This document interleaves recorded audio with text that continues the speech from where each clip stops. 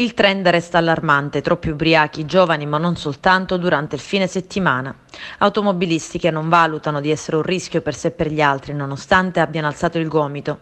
Si mettono regolarmente come se nulla fosse al volante delle auto senza neanche preoccuparsi dei massicci controlli realizzati proprio in occasione dei weekend e per prevenire le stragi del sabato sera dalle forze dell'ordine.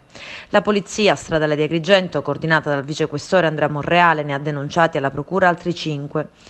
Tutti sono stati iscritti nel registro degli indagati per guida e stato d'ebbrezza alcolica. Fra i 5 c'è anche un 25enne che è risultato essere residente a Milano, che ha avuto un incidente a San Leone ed ha rifiutato di sottoporsi all'esame dell'etilometro.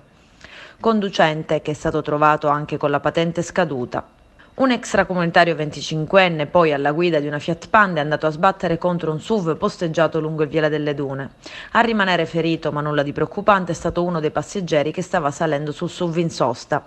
Scattato l'allarme, sul luogo si è precipitata una pattuglia della polizia stradale.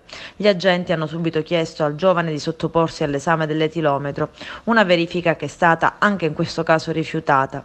A suo carico è scattata una denuncia e stato di libertà alla Procura della Repubblica. Dovrà rispondere adesso dell'ipotesi di reato di guida e stato d'ebbrezza alcolica.